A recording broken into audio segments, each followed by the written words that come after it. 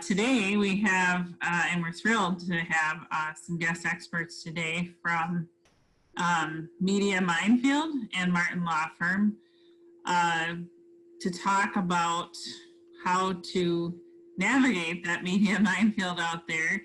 And of course, having our kind of resident legal expert on today helps too, because oftentimes when communicating in a crisis, there are some legal things to consider when communicating. And Jim Martin's been around a lot when these situations have occurred in regular public schools as well as public school or charter schools. And he's going to be able to help talk us through a case study and give us a concept of where we might need to consult with legal experts. So really excited to have both Michelle and Allison from Media Minefield and Jim from Martin Law Firm. And then as always, I'll give you a little bit of perspective from a school leader perspective. Set of introductions. I have been a director in a couple of different charter schools in Minnesota and served 2 terms in the Minnesota House of Representatives, working on quite a bit of charter school policy and legislation as well as other education policies. Was the former deputy commissioner at the Minnesota Department of Education, and I'm currently working on my doctorate at the U. We also have Jim today.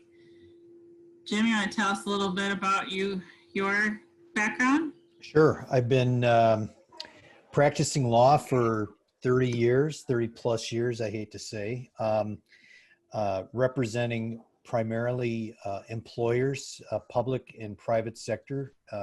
Spent 12 years as a school HR director, and recently have been working for my own firm, where I represent school districts and charter schools in a number of employment related issues.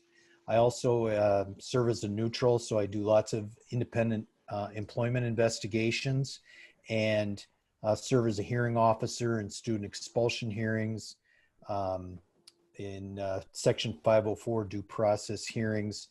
And then I'm also, for 20 years, I've been an adjunct at the University of Minnesota, where I teach a course on school HR administration.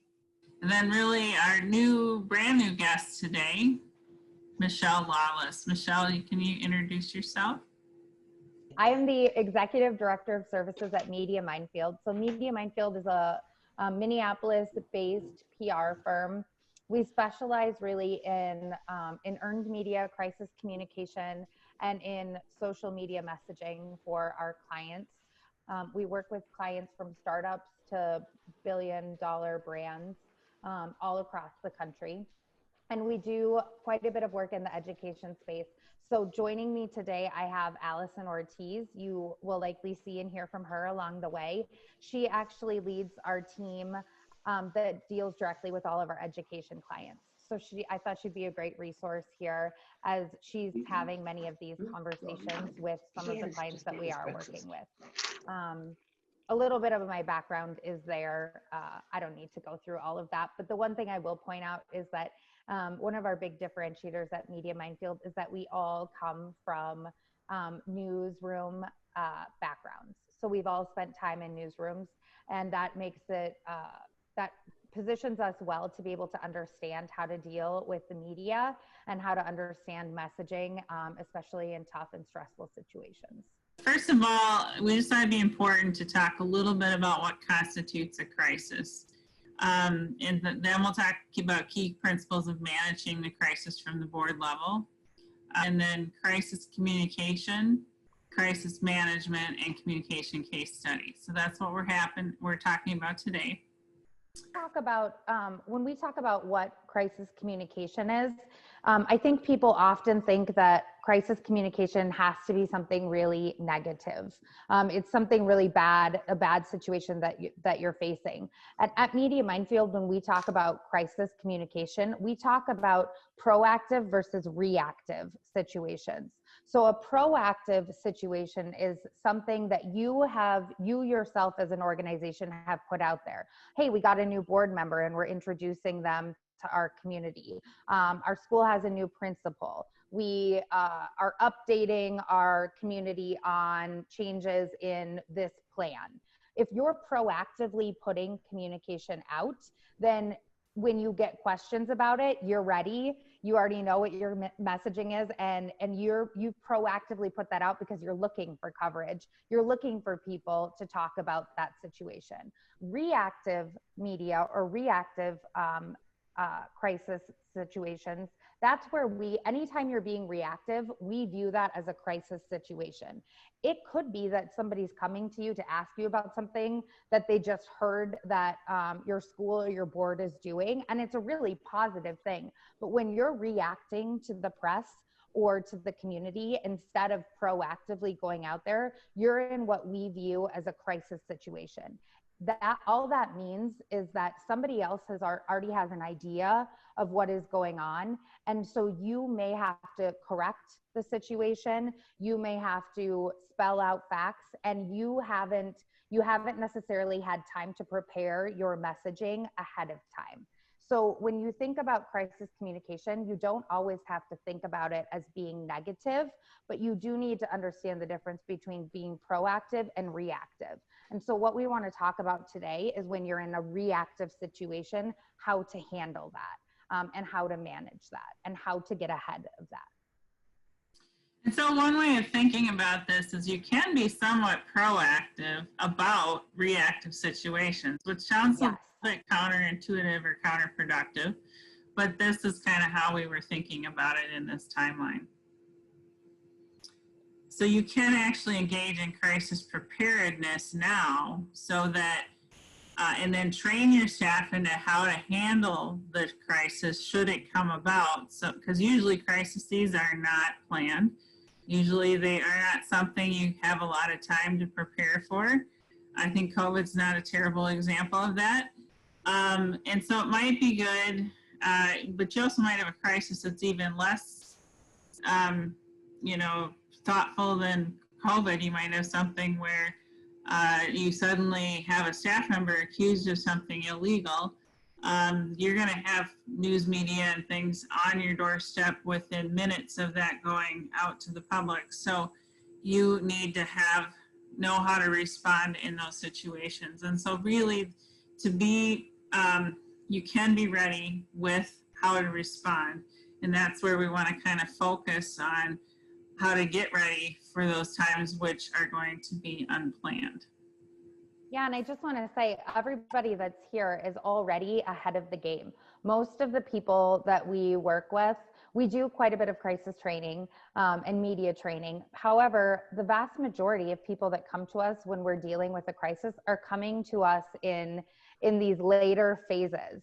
And it's a lot more difficult in a later phase than it is if you're in phase 1 or 2. And 1 or 2, that's happening prior to any crisis situation happening. So just taking the time to be prepared and have a plan in place that everybody on your team, on your board, in your communications group is aware of really sets you up for success, because what we know is everybody is going to be in some sort of crisis situation. Every company, every organization, it's going to come up, and they can be handled really well or really poorly. And I'm sure we've all seen examples of both. So the idea of doing well in phase 4 is just being here now and getting ready in phase 1 and 2. Exactly. So we talked about communications plan. We briefly saw it on that previous slide. So when we talk about a communications plan, we're talking about getting an idea together of who is on your communications team, who should be involved when there is any situation where you need to be reactive. Who needs to be involved in that situation and how it's going to be handled. That's your communications team. And I would guess for most of you, that's going to involve board members, staff from the school. You know, I'm guessing there's going to be a combination of people that are going to be a part of that. So you want to first identify who is in that communications team, and then who is your spokesperson. there should be one, maybe two, if you have a backup people that are going to be speaking on behalf of your organization. Those are the people who should be putting out media statements, who should be approving any statements that you're going to be putting on the website or on social media. Who's the person who you're going to attribute any statements that you're putting out? If a media is asking, you never want to just send a statement. You want to have, it should have attribution attached to it. So who's that person that is you're going to attribute any statements from the organization to? And then who's authorized to speak on behalf of the school or board? It's really important that everybody on a communications team understands that. A lot of times what we see is, with good intentions, there are members of a communications team that will, for lack of a better term, a little bit go rogue.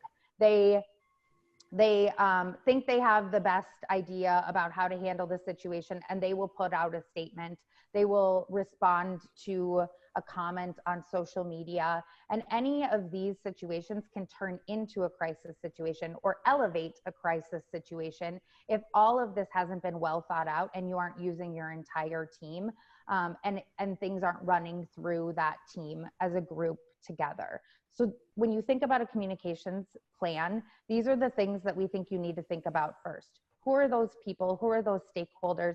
How do you get them all together and get them all on the same page about how are we going to communicate when we are in a reactive press situation, a reactive media situation?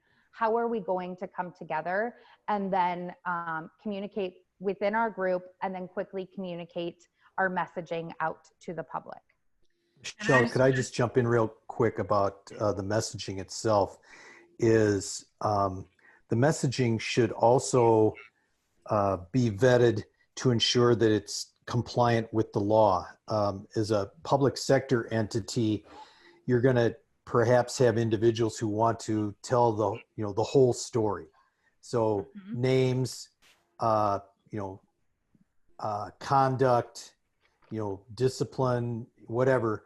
And your communications team or whoever is going to be speaking on behalf of the organization has to make real certain that the information that's being provided doesn't exacerbate your problem by creating exposure to liabilities for violations of the Minnesota Government Data Practices Act or FERPA or other common law claims that an individual might have for disclosing what would be deemed non-public data. So it's more than just getting your message out. It's getting it out in a way that doesn't expose you to greater liability. Absolutely agree, Jim. Anytime there's a situation where there are rules and laws, we always recommend that you consult with an attorney who specializes in that area before you would put any messaging out. Which is why it's important when training staff, and this is from a school leader perspective, you want to train staff on what to do when KSTP calls or the Pioneer Press calls. Their first response should not be, oh yeah, let me tell you what's going on. It should be, oh yeah, let me get you in contact with the designated person. And then that goes for the board as well, because oftentimes the board's names and contact information is public. And so sometimes to get a good story, you will have the press call board members first before they've ever called the school. And that the board should be well trained in who do we connect with if we have the press call or the media call, because that way the message that comes out will be able to go through legal vetting, and it'll also be able to come from the designated spokesperson, and you won't have too much information out there that shouldn't be out there. So some examples of school crises that we've seen include assault allegations, weapons brought to school, threats of harm against student assaults of staff, school emergency closures and reopening safety procedures. Even now, you're starting to hear people talk about, well, we hear such and such school is reopening and here's how they're going to do it. And some schools don't even have the reopening plan, and already these ideas are hitting the press from people who want to get stories out there. There's allegations of racist remarks. That's one that's being handled up in northern Minnesota right now with a teacher that they're considering firing over it. So there's all sorts of examples of school crises that could be coming across any school's desk at any given time. A lot of these have concerns of don't let too much data out the door that isn't legally able to be shared by the school. So Karen briefly talked about this.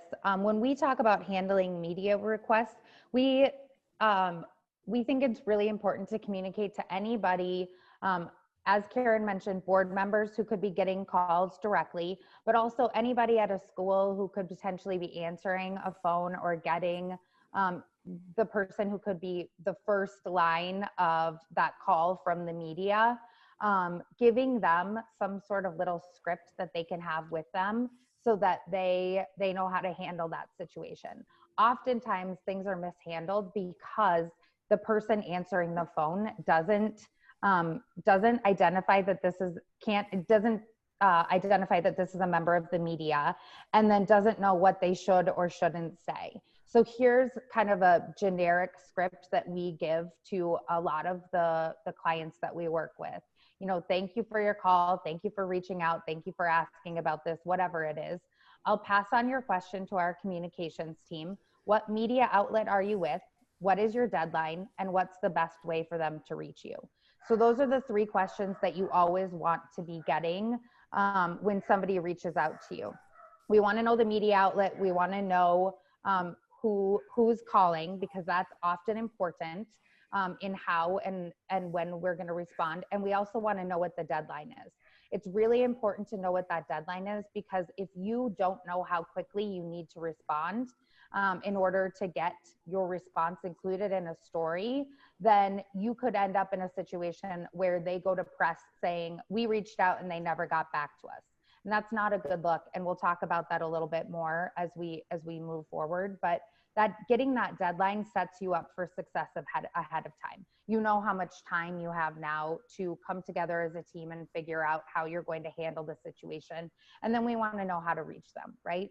Is there a phone number and email, both that we can get so that we can make sure we get back to the right person by that deadline?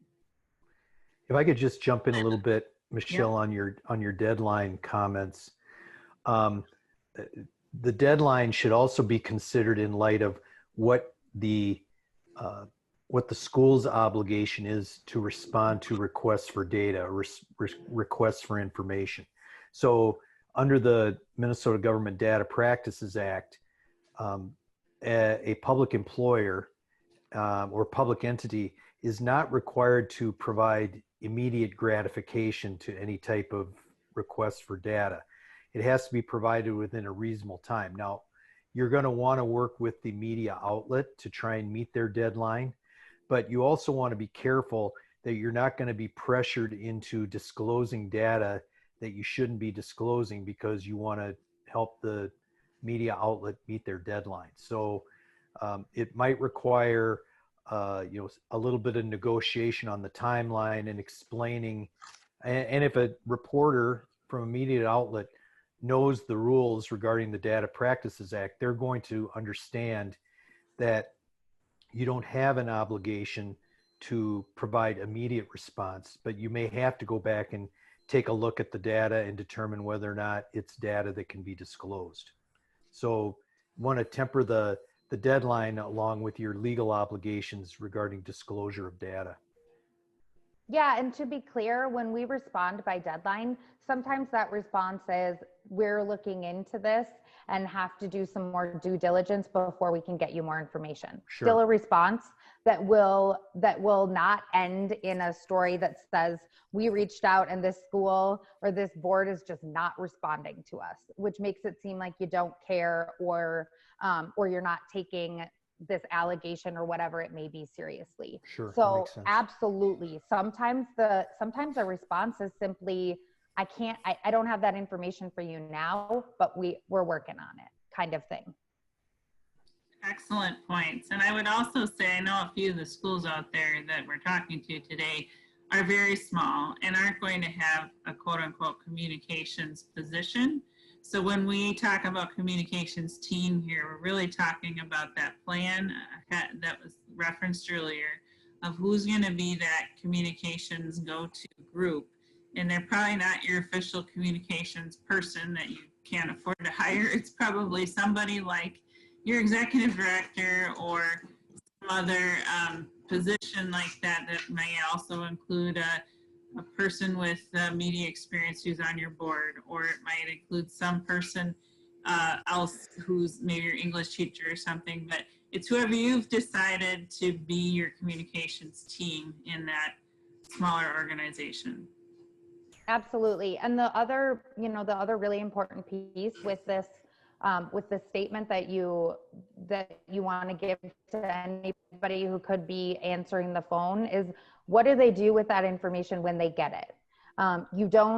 They need to understand that passing this information on quickly is very important in a situation like this, so that it doesn't sit on somebody's desk. So who does it go to? Where does that information go? You want to make sure that you've identified that piece as well, and that everybody knows where to pass that information. So then once you have a request from a member of the media, you have two different ways that you can respond to a situation, to any allegations, to any of the crises that we talked about. You can do an interview with somebody, or you can provide a statement. And there's pros and cons to both of them, and both can and should be used in different situations. So I just want to briefly touch on the pros and cons of each of them. So a statement is obviously much more controlled. In a situation like Jim has been talking about, when there are legalities involved, when there are only certain things that you legally can disclose, when there's investigations that are going on or things like that, a statement is probably your best bet. You don't want to get any follow-up questions because you can't really answer them anyway. So a statement is a much more controlled way to respond to any type of allegation or crisis that you may be in. So a lot of times that's the option that we would look to. An interview is going to give you, especially with the TV outlet, if you're dealing with a TV outlet, it's going to give you more airtime. It's going to give your side of the story more of an opportunity to be told. So if you send a statement to a TV station, likely they will do their story and then include your statement at the very end. The entire story before that, you probably aren't going to have a voice in. So that's something that you need to be aware of. If somebody does an actual interview, you often are included more in the story as a whole. Your voice becomes more of the story as a whole. However, interviews can be much more dangerous, right? Because the messaging, you have to really be buttoned down in your messaging, and you need to have somebody who feels really confident handling the situation and being prepared to redirect the conversation and to skirt around issues that they either can't talk about or don't want to talk about. So there is some more dangers with doing an interview versus releasing a statement, but there can be some pros to taking that approach. And again, these are the conversations that you want to be having with that communications team, whoever is a part of that. How are we going to respond to this, and what is the best way for us to handle this situation? But no, just because somebody asks you for an interview doesn't mean you need to do an interview. You can always release a statement instead if that's the better course of action for you. And especially when we're in the midst of something that's ongoing investigation or anything that would have legal ramifications, we often point to the statement as the safest course of action. So key messages. We think that it's really important for organizations proactively to have an understanding of key messages for that organization. What are, 3 to 5 key messages? And the reason I talk about this when we're talking about crisis messaging is I think one of the mistakes that we see businesses and organizations make when they are in a crisis is they are solely focused on the crisis and only responding to whatever the crisis situation is. They don't take whatever opportunity it is to work in who they are and what's important to them. And that is often very powerful in a crisis situation if you can respond to the issue at hand, but also work in your key messaging. So we talk a lot with our clients about figuring out ahead of time, what are these 3 to 5 key messages for your organization? And when we think about them, it's what is your mission? What are your core values? What are your differentiators? Why do parents and students come to you? What sets you apart? What makes you different? What makes you who you are?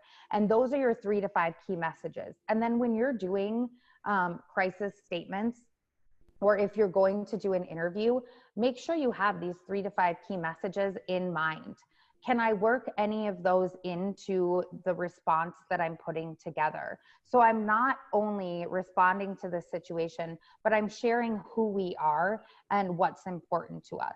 It makes your message seem, I think, more authentic.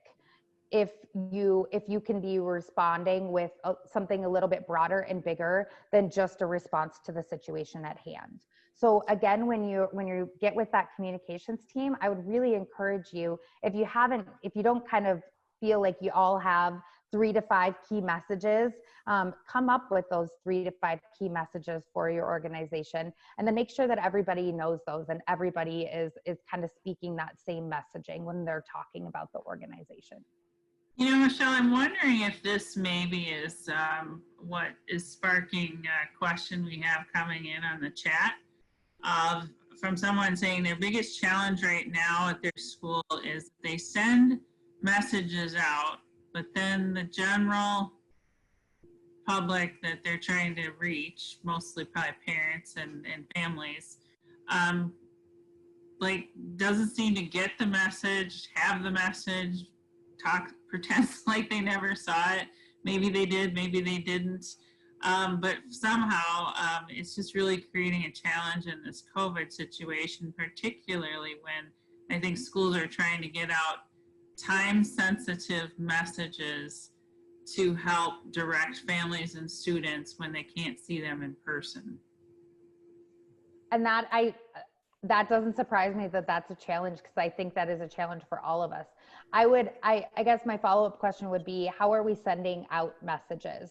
I think in this time when there's so much happening and so much communication happening, and our inboxes, our email inboxes are flooded with messages from all different types of businesses, it can be hard to discern what is the really important and vital information. And I would always say that there's no such thing as over communication about important messages. So are you emailing that information to parents, to students, to whoever we're talking about in this situation? Is it going on your website? Are you posting it on your website? Do you have some sort of section on your website for if it's in relation to COVID-19 and what's happening there? It's a section where this is all the information is being updated. This is where it's going, so that you can always be pointing people to that. Do you have social media? Are you posting it on your social media accounts with links back to where people can read a full message on your website? So looking at multiple ways to communicate right now, because I think a lot of people are inundated and a lot of people are missing important messages. And so that would be, kind of my first question and my first thought is think about sharing messages as broadly as humanly possible, because there's so much chatter going on that I do think people are missing important messages. Yeah, I think it's a fine balance, because I think that finding that sweet spot between too much and too little, because sometimes, I know you just said not over communication. However, I think that if you are communicating multiple times a day with little snippets, people might not be tracking that. But if you can get it down to key messages every couple days, they might be able to track that better than constant messaging. I'm not sure. No, I would agree with that, Karen. I would think about how urgent are these messages? How urgent do these messages need to go out? And can we combine messages into one sort of, here's the three things, the three new things, and send that out all at once versus sending 3 different alerts or 3 different emails or 3 different messages at 3 different times during the day. And I like your benchmark of 3 to 5 messages. I think that seems to be about what the general public can handle at a time. So that's a good benchmark to use. I think to Michelle's point, having a place where all that extra information lives. So you're sending out the 3 to 5, but then it's all housed in one place on your website or somewhere else. So if people have further questions, they know where to go, and then you can resend that resource every time. I think that's very helpful. That's a good point, Allison. I do think it's helpful when there is another place where the information lives, where families can kind of follow up and say, I might have missed something. Where do I go to find what I missed? Yeah.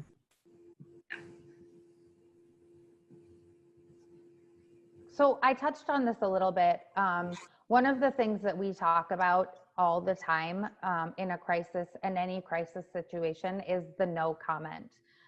No comment is actually a comment. If you say no comment, you are making a comment. You're making a statement. The public that sees a no comment reads into the no comment, and our human reaction, our human nature is to assume that you're saying no comment because you're guilty. You've done something wrong. You're trying to hide something. I've yet to see a no comment that goes over well for the participant who answers with a no comment.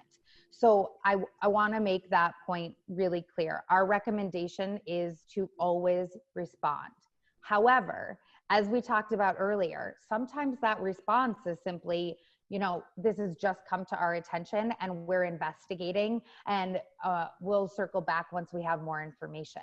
Like, sometimes that has to be the response. However, that's a response and that's not a no comment. So that's the situation that we want people to be aware of. You don't have to have all of the answers. You don't have to have everything figured out, and you don't have to know exactly how you're going to handle what the situation is moving forward, whether there's disciplinary action or anything like that, depending upon the type of situation we're talking about here, right? You don't have to have everything figured out in order to respond. It's okay to say, we're looking into this. We take this type of allegation seriously. We are investigating, but it's still very early, and so I don't have any more information at this time. That's not a no comment. It shows that you care, you hear whatever the situation is, and you're addressing it, but it doesn't mean that you have to know exactly. You don't need to wait until you have here's what we're doing in order to respond to a situation, because from the public's perspective, they don't know all of that stuff that's going on inside an organization. And so outside, it could look like you're ignoring it, you're sticking your head in the sand, you're covering things up, or you're pretending like we don't have this issue, whatever it may be. So we just need to think about that you can respond with we're looking into a situation versus having to have it all figured out before you respond. No, I'm not as eloquent as Michelle in coming up with all these different ways to say no comment or anything like that. But one that I would always keep in my back pocket, at least from the legal standpoint, is I'm limited by the law, by the Minnesota Data Practices Act, or I'm limited by law in what I can tell you about this situation. And you'll see that if you look at newspaper articles or watch the news, when there's situations involving a public entity, there's usually someone saying, we have told you all we can say about this situation, and we're limited by the law in terms of what we can say going forward. Totally true, Jim. And that's a perfectly fair response. And again, it's a response. Like, that's the point that I want to make here. We don't, you don't have to be forced to give information that obviously don't give information that is not legal, that you can't legally give. but you don't have to be forced to give any more information about a situation and to still be able to respond. And that shows the public that you're taking action, that you care, that you're looking into a situation. And then the other thing that we talk about, we call it playing politician. People call it redirecting, all of this kind of stuff. It's just something that I always feel like is important to point out. This really comes into play if you're ever in a situation where somebody is actually doing an interview. A couple of things. We always practice for interviews out loud ahead of time. So there's a reason that we do that. When I say something in my head, I think it sounds fantastic. However, when it comes out of my mouth, sometimes it's a little confusing and Allison has to say, Michelle, that's not what you meant. That's not what you meant at all. And so practicing our responses, especially if we know we're going to get some hard questions, is really, really valuable.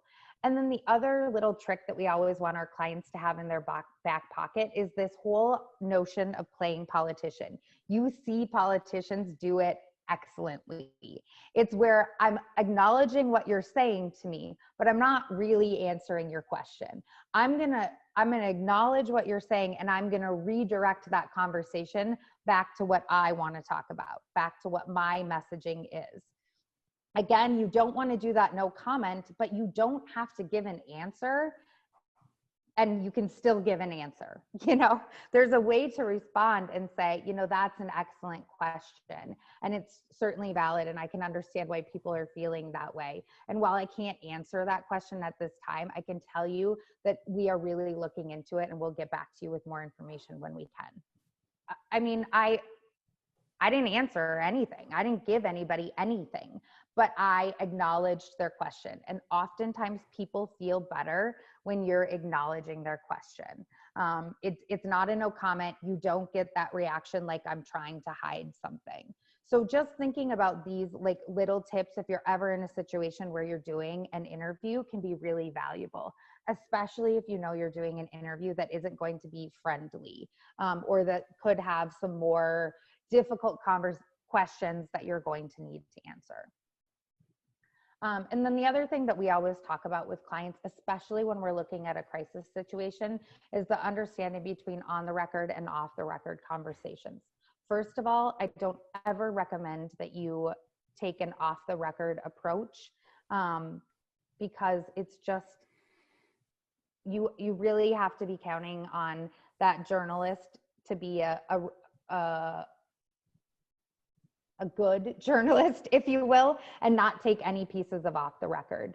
But I just want to point out a few things. Oftentimes a reporter could call and they'll identify themselves as a reporter, but they're going to just act like they're asking about some information. And a lot of times reporters will buddy up to people that they think they can get information from.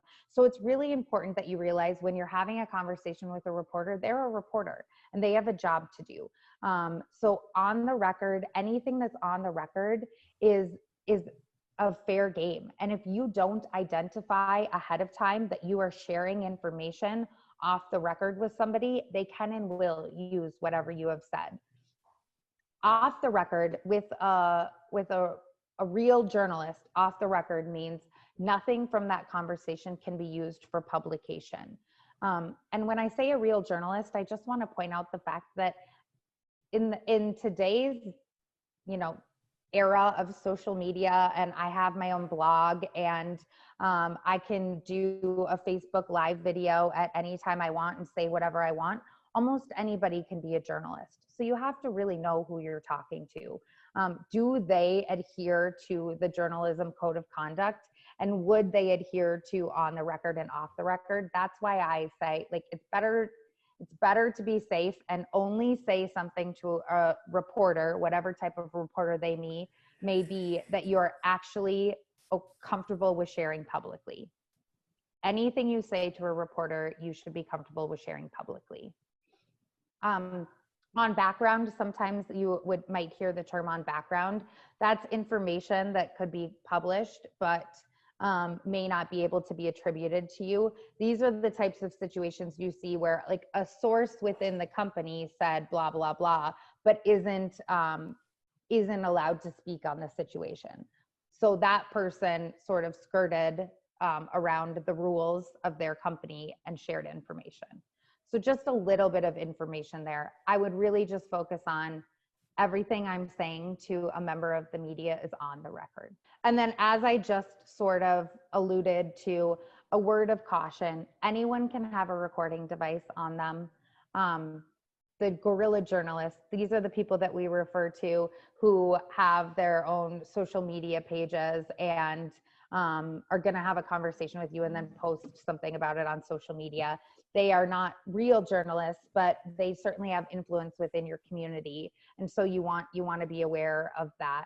And when a reporter is present, they could be filming at any time.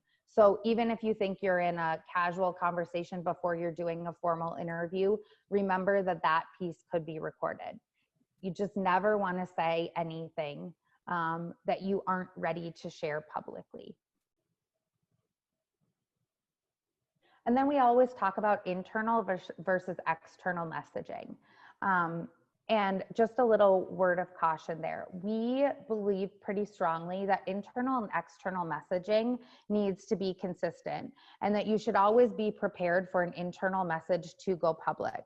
So be really cautious about sending out internal memos or internal communications around any type of situation.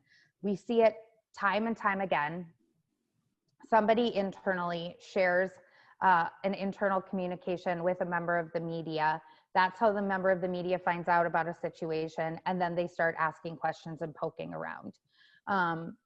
Again, obviously, like, you can't be sharing anything that you shouldn't be sharing legally, but you really have to be careful about what you're saying internally. And anytime we are coaching a client on messaging internally, we are asking them, how would you feel if this memo, statement, email, whatever it is, was published on the front page of your local paper tomorrow? Is this what you would want people to read? That's what you need to be thinking about. You always want that internal communication to be what you would want to go out externally. It doesn't mean that our messages don't change because our audiences change and the things that they care about change, but the messaging really needs to be consistent between what you're saying internally and what you're saying externally. Otherwise, organizations can get into a really difficult situation. I would say too, from a school year perspective, I'm noticing a heightened sense of this with the discussions around systemic racism. And there are entities looking for internal messages that are not on par with public expectations. And so as there's communications going out, even if it's not from the board themselves or the director, but it's just amongst staff, there should be reminders that all of that communication is discoverable and public if it's on public entities, and it's being looked at more carefully than ever before. And that goes for COVID as well. There are people looking for schools and other entities, businesses that are not doing the COVID pandemic crisis planning correctly. They're trying to find problems internally and find places that aren't taking it seriously enough. So I just think this is a really important message to remember, that internal and external messaging should be consistent and be what the organization wants to promote. Yeah, I can't remember in recent memory a time where we have had so many difficult situations for businesses and organizations to navigate through in such a short period of time. There's a lot going on right now, and messaging is vitally important right now. And it's tough. It's really a difficult time. And I know I threw kind of a whole bunch of high level information at you. And so I'm happy to answer any questions if there's anything really specific that anybody wants to ask about. But the idea is just to get everybody started thinking about this and to give you some of the key pitfalls, identify some of the key pitfalls that we see in crisis communication when somebody makes the misstep, if you will. And often a crisis situation can be handled really well and go away really quickly and pretty quietly, or it can become something that blows up and is bigger and lasts longer. And you know, we often refer back to the quote that, you know, it takes 20 years to build a brand and 2 minutes to tear it down. So think about, you know, you want to think about the weight of our words and our messaging, and especially in the situations we're dealing with right now. Jim, you want to talk a little bit about this case study that you encountered? Yeah, this is a situation, custodian was covertly molesting students. It wasn't like the custodian was taking them in the closet, but would, you know, hug the students, pick the students up, and, you know, touch them when the students were, you know, kind of unawares. And it was brought to, you know, it's brought to administration's attention. And so you know, then it's required to work through the steps of this crisis process. So, you know, what are the steps, at least the legal steps, that you're going to take? Report to and work with the police. Conduct an internal investigation of this individual's conduct. Determine if there's anyone else who knows about it or knew about it. Whether it was reported somewhere else and someone missed it. There's employment action that would have to be taken in regard to this individual or other individuals who knew or should have known about this. And then from Michelle and Allison's standpoint, communication with the media and the public. I can tell you that from the standpoint of my working on this type of situation, is we had a parent meeting at the school where this situation took place. And, you know, basically all that could be said at this meeting is that we've received a complaint. We're investigating the complaint. The individual's on paid leave, and that is all we can tell you at this time. The other messages that we conveyed as part of the idea of having 3 to 5 messages are, one is, we take the complaint seriously, we're investigating. And then the third important message was, you know, we want our goal is to ensure that your students are safe, and we're doing all that we can to make sure that your students are safe. And here are the things that we're doing. You know, that certainly is not non-public data. You can talk all about the plans and the steps that you take to ensure the safety of students. And so that you know, that's kind of a brief overview of how we handled that situation. You know, Michelle or Allison, you might have some ideas about communication with the media and the public involving this type of situation as well. No, I think that's great, Jim. It's one of the things that we always talk about is you want to, in crisis situations, we often talk about acknowledging whatever the situation may be, and then talking about what are the action steps. Like, what are the action steps that you're taking? In some cases, we're investigating and we take the allegations seriously, and that's as far as you've gotten with the action steps. But I thought it was great that you said that you used the opportunity to talk about how we are proactively protecting the students. Those are things, again, that's just one more step, but it goes a long way in a crisis communication situation to be able to outline those things. And that's exactly what we talk about with those 3 to 5 key messages. With those key messages, what's really important to us, and how are we reacting to this situation? Even if you can't say a lot, you can say a lot with what you're not saying. One other point that I would raise about the steps to address the crisis And again, this is more of a legal step than a public relations step, although it can be turned to a public relations advantage, I would say, is not only should there be an investigation of the individual employee and the conduct that the employee exhibited, but especially when there's a crisis like this, I would advocate that the organization ought to do an internal investigation of, what happened, who knew about this, who didn't know about this, how were, if there were things that were missed, how were they missed, and then utilize that information to develop a plan going forward so that you're not, 2 years down the road dealing with something similar in the future. So when you have a crisis, it's going to be a lot more than just simply investigating the employee and getting the employee to go away. You want to take a look at the mechanisms within the organization to make sure that you have processes in place to ensure that this isn't going to happen again, and so that people can spot things like this and report them to the proper person in order to ensure the safety of students.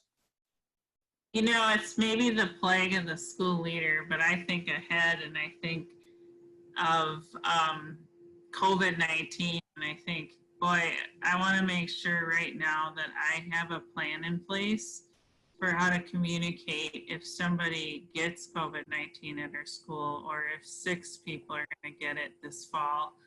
I want to know how I'm going to communicate how we're responding, or how we tried to prevent it, and how we move forward. That would be the communication plan in the middle of a pandemic that I might prepare ahead of time, that your comments just made me think of, Jim, because it sounds very similar to, that's probably our worst fear right now, is that we're going to open up school in the fall and we're going to have 5 teachers out right away because they got it, or 5 students, or whatever it is. And so that would be kind of the crisis plan to prepare for. And I think in both of those situations that you are both talking about, that is when you are proactive about being reactive. So in these situations, I wouldn't reach out to the media and say, this is what's going on, but I would fully expect that one of your parents or someone is going to be doing that for you. So you can take that time. Don't wait for the media to reach out to you, but be taking that time to build your statement, or know who, if you are going to do an interview, who is that spokesperson, and get that spokesperson ready. So you don't have to wait for the media to contact you. You're ready when they do. So that's one of those steps in the being proactive about reactive. Media decides that 2 or 3 weeks later they want to circle back and they want to say, okay, what's going on with this situation? Your message can be more than, well, we've addressed it. We can also say, we have done a full and thorough internal investigation. We wanted to find out how this could have happened, what we can do better the next time. And I think that reflects extremely positively on the organization if you can say, more than just we administered a Band-Aid to the situation. I couldn't agree more, Jim. And oftentimes we talk to our clients about, the public is forgiving. People are forgiving. What people don't like is people not taking ownership or action. So it's okay to misstep if you take ownership and you take action and you tell people how you're going to prevent this from happening in the future. The public will be forgiving of that. But what they don't forgive is the people who cannot take responsibility for any actions. And especially when it comes to our kids, right? I mean, that's a totally different ballgame. So those are the situations where I couldn't agree with you more. Like, take an extra step, go a little bit further. It's really going to benefit you in the long run. But just so you know, there are some available materials on the Media Minefield website. So if you want to kind of look and see what they have, they've got some free resources up there that you can use. Additionally, reach out to Jim, because none of this today constitutes any legal advice per se, but he's really good at providing it should you need it. So please don't hesitate to reach out. Thanks everybody for being part of the team today, and we really appreciate it. Not at all. Thank you. Thanks for having us.